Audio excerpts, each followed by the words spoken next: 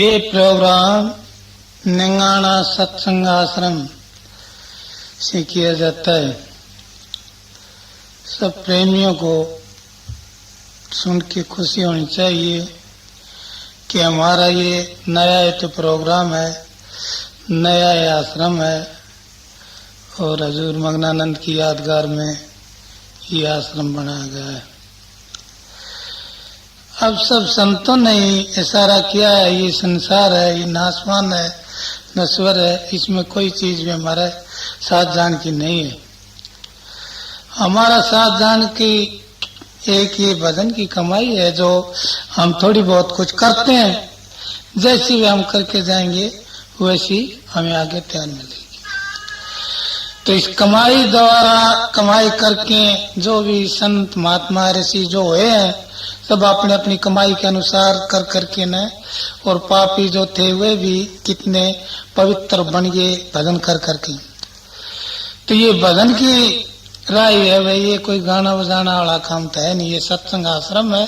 और सत्संग में सिर्फ इतना ही है कि जीव के बारे में दुख का सुख का, इस जीव में दुख क्या है सुख क्या है।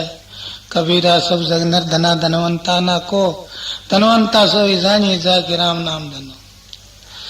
धन है तो राम के नाम का ही है और बाकी तो सारा ही ठाठ ही हमें यही तो पैदा किया था, यही छोड़ के जाना है। इसमें रिश्ते नाते कुटुंब परिवार जमीन जायदाद जो भी कुछ हम किया है सब यहीं का यहीं छोड़ के जाना है। नाम का धन जो भी हम जितना भी कमाएंगे एक सांस में हमारा आएगा और भी हमारा काम आएगा। तो गुरु नानक देव ने बताया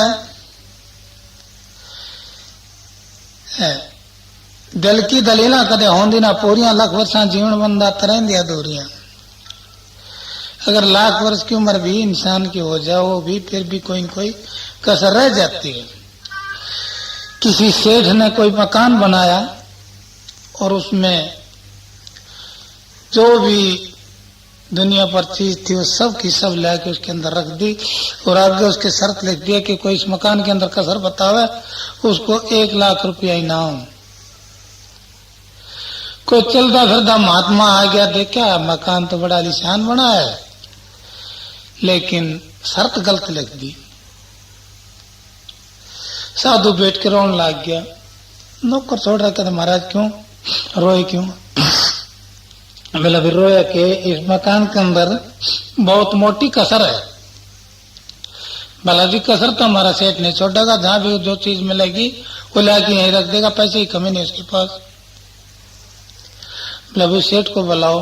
सेठ बुलाया, हाँ जी बोलो महाराज क्या कमी है? बोला भाई कमी इसमें बहुत मोटी है। बोला जी वो आपकी दया है, मैं कमी पूरी कर दूंगा। बोले आपके बस की नहीं वह कमी पूरी करनी। कैसे? कि इसके अंदर ये कमी है कि ये मकान तो खड़ा रह जाएगा और बनाने वाला चला जाएगा। अगर बनाना इसके साथ तक रहता है ना फिर तो कमी नहीं। बोला महाराज ये कमी तो मालिक का हाथ में है, ये तो मालिक ही मेट सकता है और बंदे क्या बस की बात है। तो आपने ऐसी शर्त मिले कि भी इसमें कमी बताओ। बोले कमी है कि नहीं है? तो ये कौन सा मकान है? ये हमारा मनुष्य का शरीर है। मनुष्य शरीर में हम आए हैं तो मालिक ने हमारे लिए कोई चीज की कमी नहीं छोड़ दी। इसमें कितने हिदायत है, हमारे बगैर ही मांगे बगैर हमारे सवाल को हमारी पूरी करता है। अच्छे अच्छे खाने के पदार्थ हमारे लिए, चलने के सवारी के साधन हमारे लिए, ओढ़ने की पोशाक हमारे लिए, कितने ऐसराम की चीज परमात्मा ने हमने बख्शे हैं, कितने नेमत किए हैं। तो क्या उस प्रभु का गुण हम 1 मिनट भी नहीं गा सकते? 4 पैर धंधे गए, 4 पैर पड़ सो, 1 पैर हरना हो जाती मुक्ति कैसे हो? तो उस मालिक का नाम के लिए हमने कुछ थोड़ा बहुत टाइम जरूर ही रखना चाहिए। ये हमारा सबका फर्ज बनता है कि इसके अंदर हम ये मनुष्य चौला में लाए। तो ये मनुष्य चौला ऐसा ही नहीं है, बेकार नहीं है, ये बहुत ही कीमती चौला। 4 खाने के जीव हैं, 4 खाने के जीव प्रधान ये मनुष्य है। क्यों? कि इसके अंदर मनन शक्ति है, ये सोच सकता है, विचार सकता है, मैं कौन हूँ, कहाँ से आया हूँ, क्यों आया हूँ, क्या करना था और कर क्या रहा हूँ। और करके जाना कहाँ है। तो इस 84 के जेल खाने में जीव जो आया है तो बहुत कठिन दुख है। यहाँ पर अल्लाह था, जब कल्ला था याद आई कोई यार बनावा, यार बनाए उस यारी उस नाल ना कि जब सतपुरुष अकेला था उस वक्त उसको विचार होया कि कोई मेरे साथ वार्तालाप करने वाला दूसरा कोई संगी मिले तो उसके साथ बातचीत करके हम टाइम पास कर लें। तब अपनी दया अपनी मौज में ऐसे निरंजन की उत्पत्ति करी।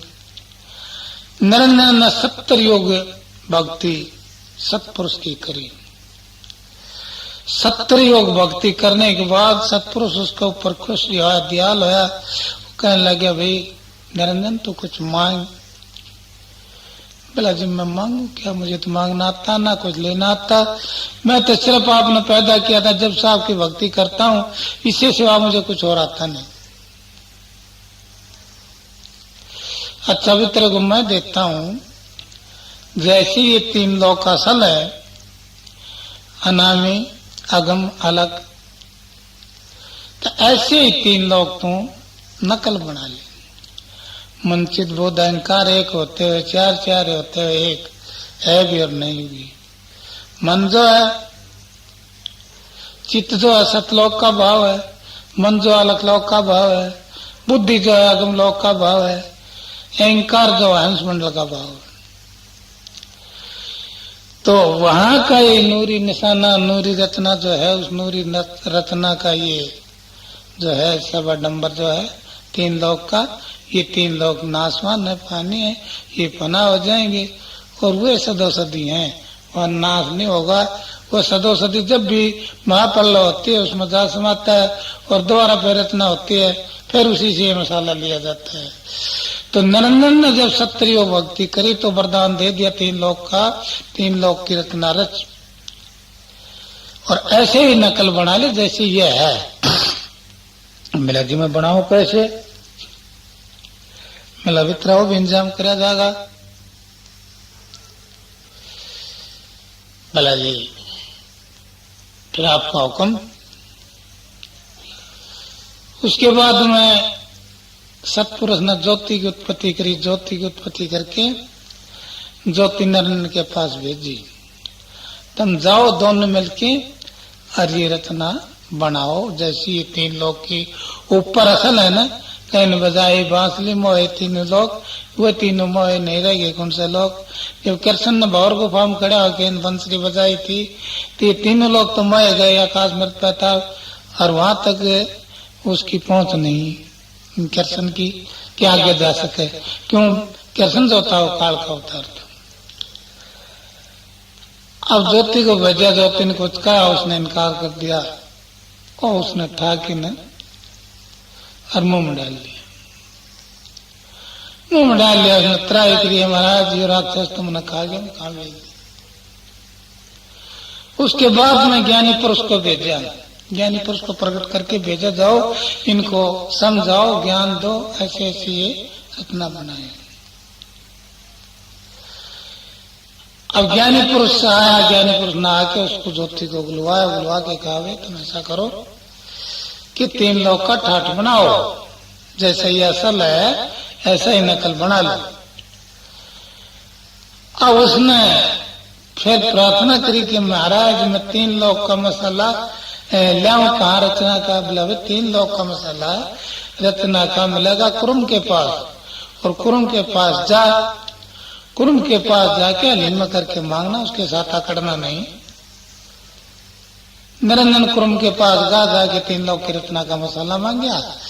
उसने कुछ इनकार कर दिया, आपस में दोनों का झगड़ा हो गया। अब 3 शीश थे, कुरुम के 2 काट दिए। अब एक बाकी रह गया। कुरुम ने प्रार्थना करी महाराज ये राक्षस मैंने मारा गया, कहां से भेज दिया मेरे पास। अब सतपुरुष ने श्राप दे दिया निरंजन को, जाहो निरंजन तुम है काल, तुम काल हो गया। तो इसके साथ मैं ये कहा था तन बतन का उल्लंघन करे कि भैया लेनी से मांगना, तन लड़ाई कर दी। अब 2 सिर काटे उनमें कुछ मसाला मिला, उसने लेके आके रचना का हवाला शुरू कर दिया। रत्ना का वाला शुरू कर दिया। 3 भोग भोगे, पहले ब्रह्मा, विष्णु, तीसरा शिव जी। अब 3 संतान होने के बाद में निरंजन तो महासन में जाके आसन लगा के बैठी है और रत्ना का वाला इन 4 का वाला छोड़ गया। ज्योति, निरंजन, ज्योति रे ब्रह्मा, विष्णु, महेश, भी तुम 4 रत्ना बना लो, इतने संचालन में कर दिया और तुम चाहो इस ठाट को बनाओ। अब ज्योति ब्रह्मा तक कहने लगी, भाई तेरा पिताजी हुक्म दे के गया है, अरे रत्ना का दे काम शुरू कर तू। बोला माँ पिताजी हुक्म दे के जरूर गया है, लेकिन हम तो यहाँ नहीं थे, नहीं पता हमने हमारा पिता है कैसा, और जब तक पिता के दर्शन नहीं कर लेते तब तक हम रत्ना नहीं रहता। बोला तेरे पिता के दर्शन तो शिवा मेरा और कोई कर नहीं सकता, वो तो इतना तेज है कि उसके सामने तो जाएगा तो भस्म हो जाएगा, उसके तो मेरे सिवाय और कोई दर्शन नहीं कर सकता। आओ ब्रह्मा जाके सुन में आसन ला के बैठ गया। अब 4 युग ब्रह्मा को बीत गए, 4 युग ब्रह्मा को बीत गए। निरंजन ने फिर खबर करी, फिर रत्ना बनाई या नहीं बनाई। अब ज्योति कहने लगी, महाराज आपका जेठा पुत्र है, वो आपसे मिलने के लिए गया और वो कह के गया जब तक पिता के दर्शन नहीं हो लेंगे जब तक माऊ नहीं। बोला मेरे पास तो अभी तक आया नहीं। अब सुन में समाधि लाके बैठ गया। अब ज्योति ने अपनी बाई जांग का मेल तार के गायत्री का पुतला बनाया, गायत्री का पुतला बना के कहा बेटी जाओ ब्रह्मा को बुला के लाओ। अब रत्ना देर होती है और निरंजन का 2-3 मरतबा घुमा चुके है। अब ज्योति चाली हुआ एकली घबरा के उसने गेंदे का फूल तोड़ के उसमें थे एक फूलवती बना ली। फूलवती बना ली तो वह दोनों ज्योति फूलवती गायत्री फूलवती दोनों ब्रह्मा के पास गई। जाके देखा ब्रह्मा समाधि में बैठे हैं। दोनों अनंतर ध्यान होकर प्रार्थना करी, माता जी भाई साहब समाधि में है, अगर इसकी समाधि खुलवाती है तो पता नहीं क्या श्राप दे देगा, तो इसलिए आप में दया करो कि ये समाधि खोल दे। बोला भाई ऐसा करो, दोनों एक चरण का माथा लगा के बैठ जाओ और जब भी इसकी समाधि खुलेगी ये तुमने पूछेगा और तुम इसको बुला लेना, बड़ो बुला के किसी तरह करके ले आना। अब दोनों चरणों माथा लगा के बैठ के ब्रह्मा समाधि को लिए चंडालियो तुम कौन हो, मेरी समाधि खुला दी, मैं पिताजी से मिलकर आता, मेरी समाधि लगी हुई थी और तुमने मेरी समाधि खुलवा दी। बोला भाई हम माता जी को भेजिए बनाने के लिए आपको, और रत्ना देर होगी है, 4 दिन बीत गए और पिताजी का रोज हुक्म आता है कि रत्ना बनाओ। तो अभी मैं तो माँ से वादा करके आया था कि पिता के दर्शन करके आऊंगा, पिता के दर्शन अभी हुए नहीं, मैं चालू कैसे, वो बोले कह दिए होगी और फिर हम आप सारा ला देंगे।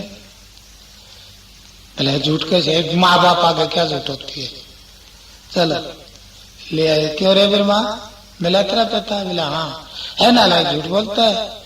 अब ब्रह्मा तो एक बार कही और ज्योति उसने गायत्री ने फूलवती ने सो झूठ बटलाए मिला, हमने देखा यार वाह। ज्योति ने क्रोध में आके तीनों शराब दे दिया। फूलवती तेरा तो गंदी जगह बास होगा, मैं से गंदा पानी में राग रहेगी, और गायत्री तो सदा झूठी पड़ेगी, कल युग में जूती फिरती फिरा करेगी। और ब्रह्मा तेरी संतान पापिष्ट होगी, कल युग में तेरा कोई आदर नहीं करेगा, जूती पेटेगा और सड़कों और पैसे मांगे करेगा। अब तीनों शराब दे दिया। निरंजन ने फिर हुक्म करे, फिर इतना रसीद नहीं। ज्योति बोली ऐसे ऐसे बनी, चिंडाली में छोड़ के आता तुम रत्ना के लिए और तुम ये करने लगी। अब निरंजन ने शराब दे दिया ज्योति ने, जाओ तुम द्वापर में द्रौपदी का अवतार होगी और सदा जंगलों में फिरा करोगी एक सांस भी सुख का नहीं मिलेगा। अब उसने श्राप दे दिया, उसने भाई इस सारी दुनिया या शराबी हुई से, इसमें कोई भी साचा नहीं, शब्द साकार पिंड काचा। ये शब्द है सतगुरु का, एक ये तो सच्चा है, बाकी सब ही झूठ का पोल है। तो चारों मिलके फिर ये ठाट बनाया, अंडज खानी माया के की तंडज फिर में सर्जी हो, उसमें खानी बेसरूद की अस्तावर से साजी हो, ये बटमार बाया जीव का सब राख्या भरमाई हो, कहे कबीर सुना धमदासा अगम तय लिखाई हो। तो इस तरह वही रचना बनी और बन के इसके अंदर जीव फिर एक शब्द मकान निर्भय तीन देवता मछली संसारा, कर्मा की फांसी लगी ऊर्जा जो सारा। तो इस कर्म चिन्ह रखेत मां मुतरे हुए हैं भैया, इस कर्मों के पास से हमारा लगी हुई है। बार बार में दो भी में कर्म करते हैं तो काल पुरुष ने जब यह रचना रची, सबसे पहले कर्म का जाल बन दिया। वो कर्म दो, सुबह सुबह अच्छा और बुरा, तो इन दोनों कर्मों की संस्कृत बेरी ने सब संस्कृति को बांध रखा है। जो शुभ कर्म करता है वो संसारिक धन स्वर्ग आदि का सुख मिल जाता है, और जो भाई जो करता है शुभ वो वही जड़ी में जा समाता है, बार बार दुख में पड़ा रहता है, एक सांस भी सुख का नहीं मिलता। सतगुरु जब मिला तो जीव का निर्वाल गया। अब हम उस परम पिता परमात्मा के सभी अंश हैं, आए एको गांव से उतरे एको घाट, कर्मों के प्रताप तो होगे बराबर। तो ये कर्म चिन्ह खेत में उतरे हुए भैया, सत्संग में न कोई आसरा नहीं है इस जीव का टकाने के लिए। सत्संग मार के बड़े बड़े पापी भी पार हो जाते हैं। से समुख गावे साधो, सत्संग बड़ा को आवे, 60,000 वर्ष तब की ना सत्संग पल्लो लावे, दोनों समय तराजो तोले सत्संग बड़ा को आवे। अब वासिष्ठ मुनि संत थे, विश्वामित्र तपस्वी थे। अब विश्वामित्र ने 60,000 वर्ष तप करा और वासिष्ठ मुनि उसके यहाँ गए तो उसने आधा तप संकल्प कर दिया वासिष्ठ मुनि का। रजा करके विश्वामित्र भी वासिष्ठ मुनि के यहाँ चले गए, उसने एक पल का सत्संग संकल्प कर दिया। विश्वामित्र जल गया, देख तने इतने कष्ट पा के 60,000 वर्ष तप किया और उसमें आधा दे दिया, अब तेरा इतना नरादर करा, एक पल का सत्संग क्या मांग रखता है। दोनों का झगड़ा हो गया आपस में। ब्रह्मा के पास गए, ब्रह्मा बोले मेहनत पता नहीं, मैं तेरा जोगणी हूं पैदा करने वाला। विष्णु के पास गए, मैं सतगुणी हूं सबकी सेवा करने वाला। शिव जी बात गए, मैं तो तमोगुणी हूं सबको सार करने वाला। तो इसका फैसला कौन करेगा? इसका फैसला शेषनाग करेगा। अब चारों के चारों शेषनाग पा गए, इकट्ठे हो गए, और ब्याह सारी कस्ती कैसे आ गई? बोला जी के आगे इनका आपस में झगड़ा है। शेषनाग कहने लगे फैसला तो मैं कर देता, लेकिन करूं क्या, मेरे ऊपर तो पृथ्वी का भार है, इस भार को कोई इतना उठा ले, डांट ले, तुम फैसला कर दो, इस दबा कैसे करूं? अब विश्वामित्र का अपना तप का बड़ा घमंड था, कहने लगा जी इतना तो इसको तो मैं डांट देता हूं, आप डांट दोगे तुम फैसला कर दूंगा। अब दिया थोड़ा सा वजन, लदी जी लकड़े मेरा बने रोक देता, क्या करूं मैं? 60,000 वर्ष से वासिष्ठ मुनि का संकल्प कर दिए। वासिष्ठ मुनि कहने लगा भी 30,000 वर्ष का तप मैंने संकल्प किया है ना, मैं आपको वापस संकल्प करता हूँ और अपना 60 के 60 का बल लेके उठा, हमला तो मैं उठा दूंगा। अब 60 के 60 का बल लेके नहीं, थोड़ा सा वजन के केवल नहीं उठता मेरा जी लेकर।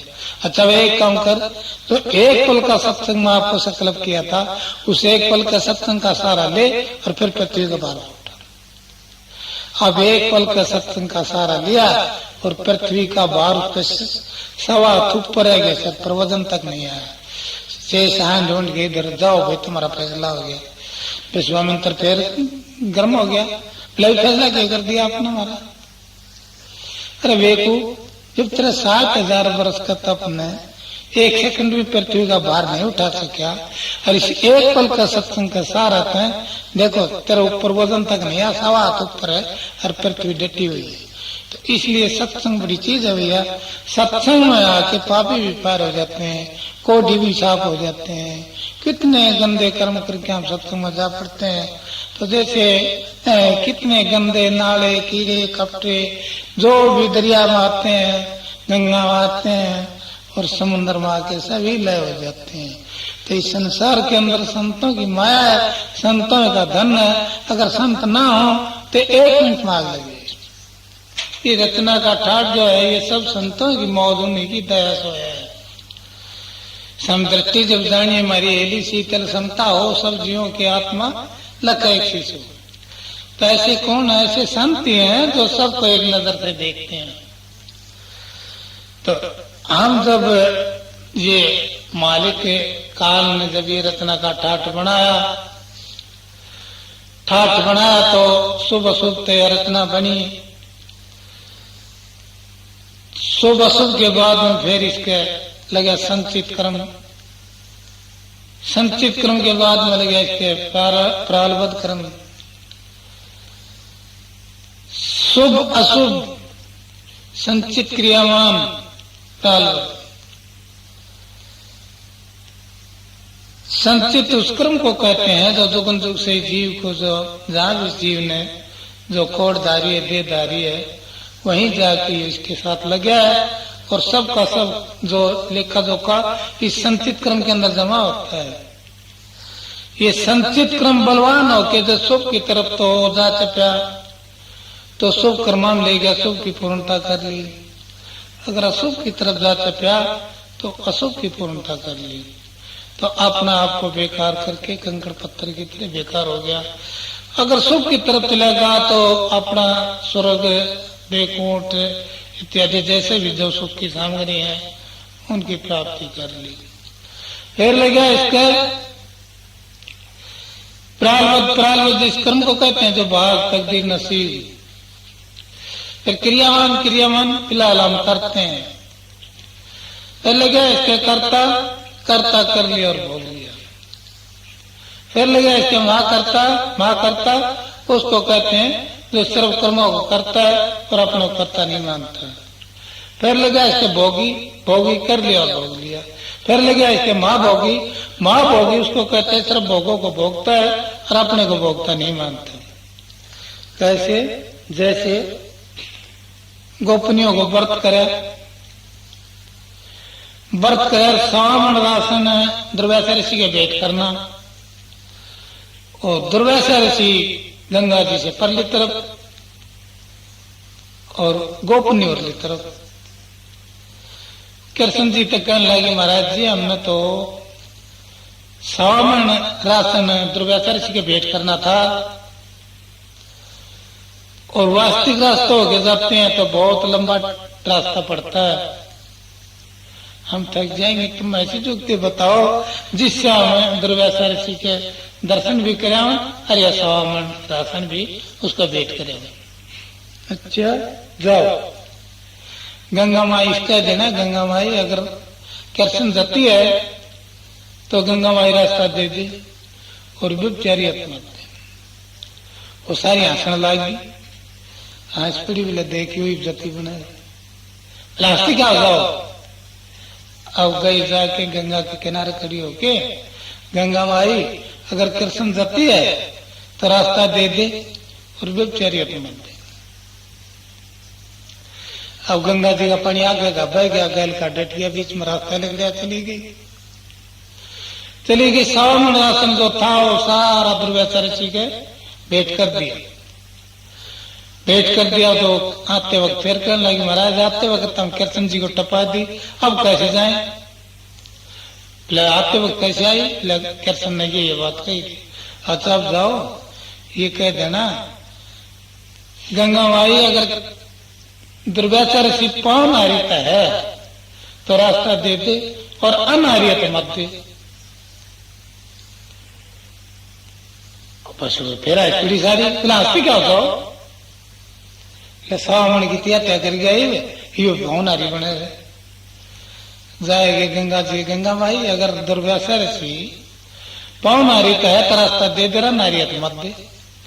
अब पानी गैल का डट के आगे का बह गया, बीच को रास्ता निकलिया, टपियाई सारी आएगी आके कृष्ण जी कहने लगे, बोले आपने तो हम जाना थी, क्यों उस दिन की तरह दौरा रहा थी, और आप जान गए उसने भी, दुर्व्यसा ने भी।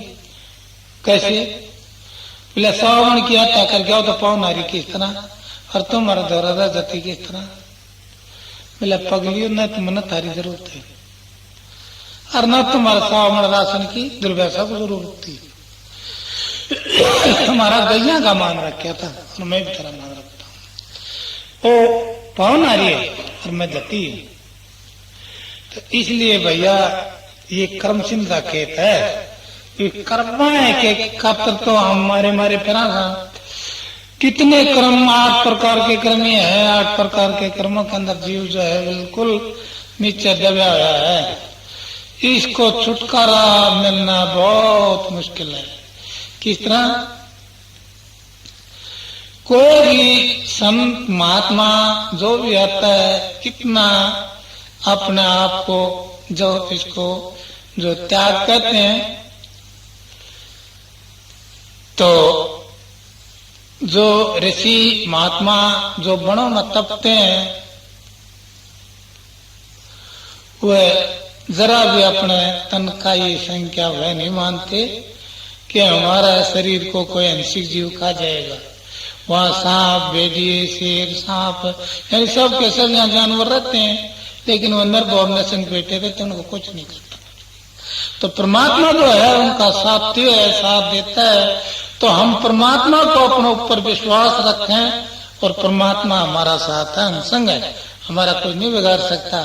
क्यों बिगाड़ा? क्यों नहीं? पला तो परमात्मा साथ था, अग्नि में भी नहीं जड़ा, खम के बांध दिया तब भी नहीं जड़ा, पहाड़ पर गिरा दिया तब भी नहीं मरा। तो परमात्मा उसको देखता था, वो परमात्मा को देखता था। तो इसलिए हमारा सबका यही फर्ज बनता है, हम परमात्मा की याद में उस परमात्मा को याद रखें। क्योंकि आजकल इतने इतने पाखंड से कई ढंग से चल रहे हैं, वो न परमात्मा को माने, न राम को माने, न किसी आदमी को माने। कहते हैं बस खुद करता है जीव जो है स्वयं प्रकाश है ना। भाई ये गलत बात है। जीव तो ये जामन मनमा आ गया 3 लोक की रचना में। जब ये जीव को आया से क्यों वहां से तो उतरी थी, उस वक्त धार थी, और धार उतरी थी, धार उतर के 3 लोक के मैल का नमा के इस क्रम सिंह लखेट मा के जीव बने।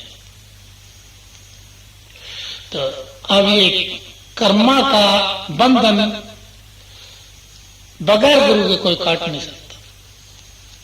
वह जुक्ति और जतन गुरु के पास है, और सतगुरु की शरण में जो भी गए उसी का कल्याण है, उसी का बेड़ा पार है। और संत तो ऐसा अपना जीव को ऐसा रखते हैं जैसा बच्चा ने 6 महीने की माता, 6 महीना बच्चा जो होता है ना, माता उसको कितना प्यार से कितना प्रेम से रखती है, और सतगुरु अपने जीव को उससे भी 100 गुना प्यार दे के न और अपनी छाती का लगाता है। अब जिस मर्द के लिए जो आता है उसको हम जानते हैं कि वो किस बीमारी का है, कैसे है, क्यों आया है, क्या लेना है।